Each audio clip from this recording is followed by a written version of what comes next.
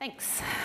So we heard before that there are new genres of games appearing, and I'd like to talk to one of those. And I'll make it short enough to have questions, and I've got swag. So, you know, Swiss chocolates for people, for the first person who asks a question afterwards.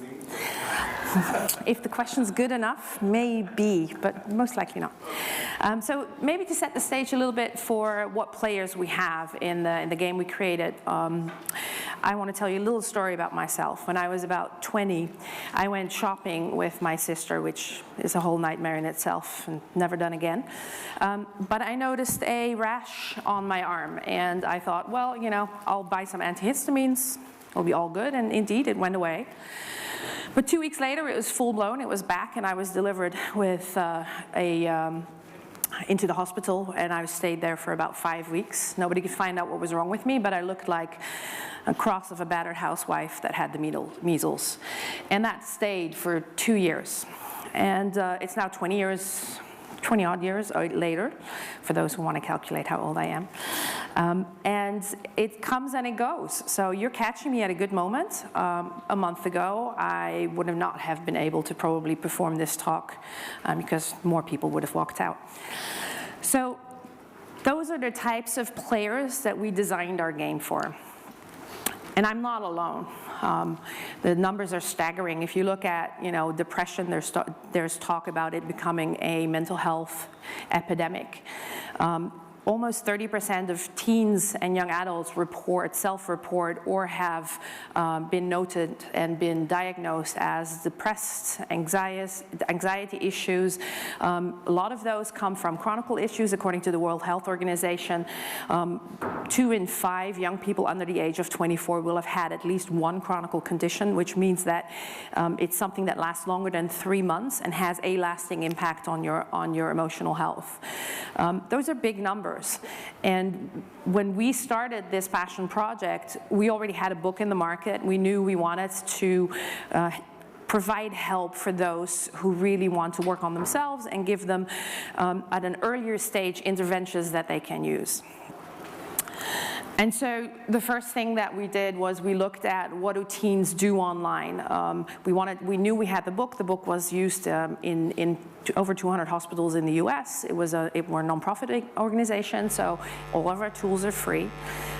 We're also not doing in-app purchases or anything. We just want to help, basically, which can also be tricky, right, with what you provide then. And so when we saw what the teens were talking about and that they do want to talk online, we knew that it had to be digital. We had to do something that really made sense. And looking at these conversations that we mined, so we mined about 14.2 million conversations of teens in social groups, in social media, but also in online groups, in forums, through organizations like Macmillan, who have like an online community for mental health, and other communities like that. We found that almost half the conversations are purely negative. Thoughts about, you know, suicide, thoughts about not knowing how to go on with your life. About 56% of those people said that they couldn't talk to anybody around them. They really wanted to just, you know, go anonymous and talk to people who'd been through what they had been through. And we also started to see patterns emerge that depending on what disease you have, normally that's where you go into forums. However, if you have a chronic illness and you have cancer, for example, or if you have diabetes, or if you have depression, or if you're just anxious, some common themes are the same, and those are the kind of things that we looked at and that we explored. So we came first from a psychological point and looked at what kind of content do we need to offer to people, and then what's our target audience.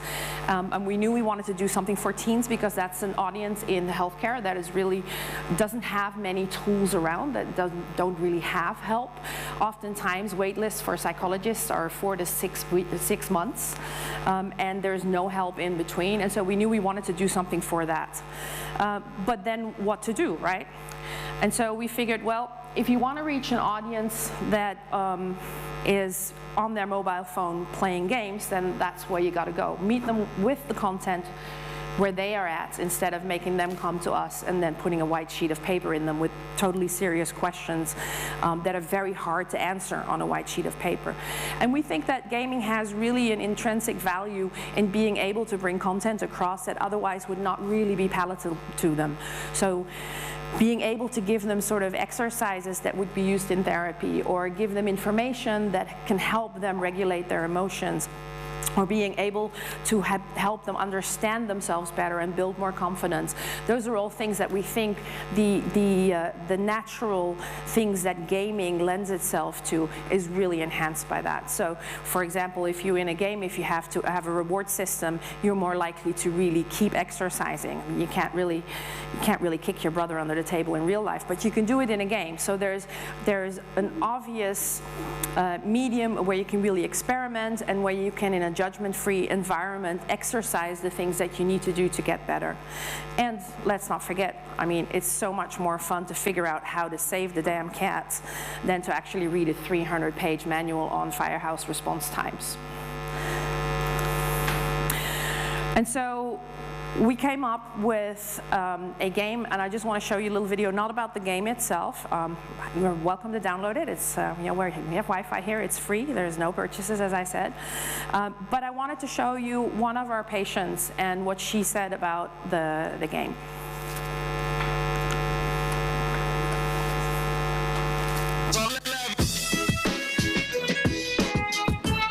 Well, the difference is therapy is something I have to go to, and a video game is something I can turn to whenever I feel lonely and I'm not able to go to therapy, or I feel like something is on my mind.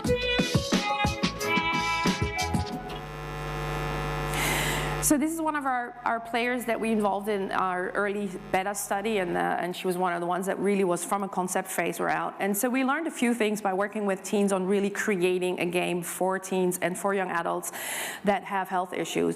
One of them is that they really like to be involved. Because of what they're going through, they actually want to help others as well, because they know what it's like. And so for them to be involved in a game like this, to help develop it and help reach out to others, actually really was something that they liked. We also learned that you can improve resilience through creating art and creating stories, because every time if you tell your story to somebody, you tell it a little bit differently, and that is because you start incorporating what happens into your story, and that means that you're starting to accept what's happening to you, and that means you can move forward. And so we've noticed that a lot with the kids. And so my talk, and the topic of the talk, is for the studies that we created and the outcomes of those, and therefore, there we go. And therefore, I want to talk a little bit more about that than the game itself, and I'll give some examples. So we did an impact study of 4 weeks, quite early on when we had a beta, when we didn't have like a back end yet or anything, but we had the major features and functions and the storyline and all of the things in place that psychologically we thought would make it work. So we worked with psychologists in team sessions, we worked with the teens, we had over 500 touch points in testing with the teens, and that created the beta. And when we then had the beta version, we did 4 weeks of gameplay with 55 players that all had some form of serious condition, so cancer or Lyme disease or chronic pain, those types of things. And we had them play 3 times per week for 20 minutes. We did a baseline survey and an end survey. We also did player interviews with the psychologists. We asked them to keep a player's diary to see how they were feeling while, during, and after they were playing the game, and then we evaluated that. We did this together with the Dutch government and with the University of Twente in the Netherlands. It's not an official clinical study because you would have to have more participants for that, quite frankly, but we did really set the study up that way so that we could also publish some of the results. And apart from the fact that a lot of the players came back and said, you know, I actually started talking to my parents about this and about what I'm going through because of playing the game, and that type of feedback, we also saw that specifically measuring 7 different types, different components of building resilience in a person, so making them emotionally stronger. We positively impacted very much 3 different topics. And one is emotional regulation, so being able to recognize your mood swings earlier and being able to intervene yourself, and because you feel that this is coming up and you know that it's happening. Then a positive self-identity, looking at yourself differently and self-confidence, and a positive outlook on life, so optimisms. All those 3 really help you better handle things that come your way in the future. And because of that, we got the interest from one of the largest hospitals in the US, Lurie's Children's Hospital, and they are currently running a full clinical trial. So the things that I'm talking to you about, we've not published anywhere yet, but I'm allowed to speak about the preliminary results that we have. It's, we've recruited, or they have recruited, I have to say, because obviously we just gave the grant and they're doing the study. This is a study with Lurie's Children's Hospital, Northwestern University, and the Osher Institute in the US. And they've recruited 196 patients in their hospital and their environment that are all at the end of cancer. So they're going into remission. And you would think that that's fantastic, right? I mean, that you've got a new life, which is great. But unfortunately, it also means that there is a lot of mood swings, there's a lot of depression, you don't know what's going on in your life moving forward. And so, therefore, one of the things that they looked at, again, as well, is just to see what is the variability. I'm not going to name down the numbers here because you can read those, but pretty much we see the same results as from the impact study that we did ourselves. We see that optimism, self-confidence are improved. We also see proactive coping is improved. And we see that people write very short journal entries, but they do want to reach out to others, and they really like the in-game community. Here's some game statistics. We've got almost 27,000 downloads, so not quite my predecessor as a speaker. We're not quite there yet. But the nice thing is we haven't done any marketing, so this is all word of mouth. This is all just people downloading it from hearing about it from other people. And the mean play time is increasing, which is also very, very promising. So, with that, just some learnings. If you want to build a serious game that has an actual purpose, and that's what you build the game around, you have to involve your audience very early on, which means it takes a lot of time, it takes a lot of effort. There's a lot of things that you have to think about in building evidence for what you do. There's a lot of effort that goes into recruiting them.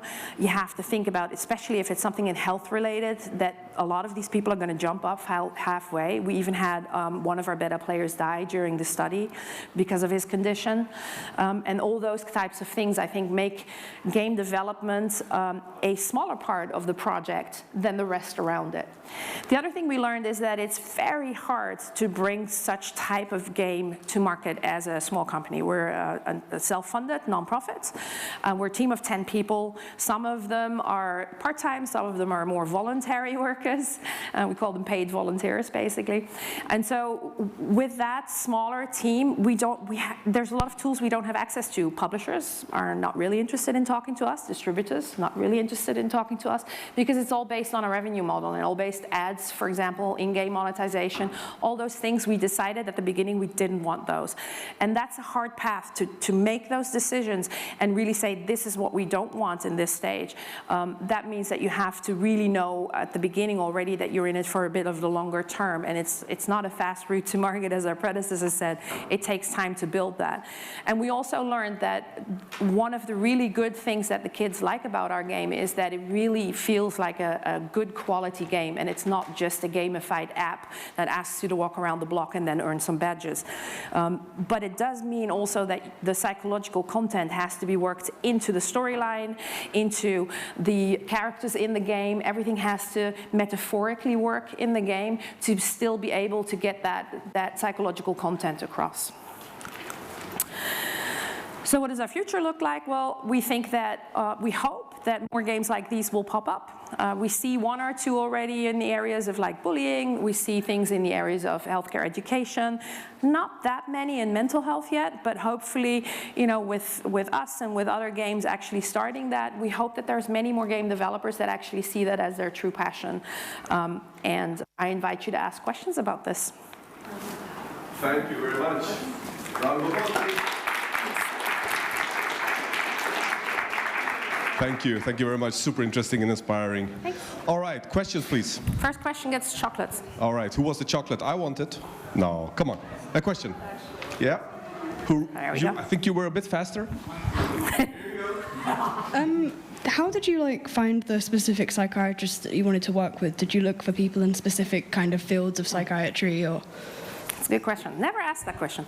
Never been asked that. So we had one psychiatrist that already worked with us because my business partner, the founder of the project, she had a brain tumor when she was 19, and then that caused her to change her life and go into psychiatry. And she ran workshops at hospitals, so she already knew a lot. And through that, we had a network of people that we could work with. So yes, we have people from different areas of the field that work with us, like end-of-life psychiatrists, mental health, neurology psychologists, pediatric psychologists. So we've got a larger team of advisors that really help us on the content and all reviewed it with us, and that keep on helping us with like YouTube and other videos that help. All right. Thank you. Question number 2. There was another hand. All right. Here you go. Thanks for the presentation. So how do you see the game in 3 years? How do you keep momentum, and how do you keep the finances running? Because I expect it to be like your biggest issue. I really appreciate the effort and everything, but as a company owner myself, I'm a bit scared on your behalf on how you will keep this running. And where's the game in 3 years, and where's the company? So funny enough, that's not our largest problem, which is great. So we've got commitments for our team as is for the next 3 years. What we're looking for funding now, and we are fundraising, is additional things that we want to do. We want to really enhance the in-game community and make it a true platform for across illnesses and across conditions to be able, kids to be able to talk to each other, inspire each other by the graffiti they make in the game and things like that. So we're fundraising for that. We're approaching foundations. But we also got some interest from VC companies for that, which is really great. And the other thing is cognitive behavioral therapy exercises. We didn't learn to ride a bike by reading a book, and so we want to build exercises into the games with psychologists.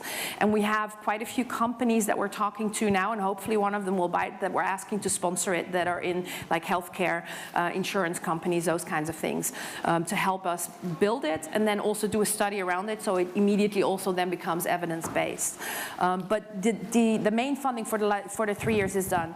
And to answer the associated question, where do we see the game in 3 years? Well, we have platform enhancements that we want to do in the area of cognitive behavioral therapy and obviously community. So we see this becoming larger. We think just from the prognosis, looking back the last 6 months, we think we can hit about 100,000 downloads end of this year, with daily recurring players of a couple of thousand, which in therapy is not bad. And so one of the things that we really are now focused on is getting this game evidence-based, so we can also go to psychologists, to hospitals, and have that be part of their therapy. So that's our plan for the next 5 years. All right, and let's all try to get the word out about this game, right? So that the funding can come in. Don't you guys agree? The more downloads, the easier it is for me to get the funding in. So absolutely. And if somebody wants some swag, we've got these little neat, I want one. neat little things, then you know where to find the game. All right. Thank you very much. Round of applause.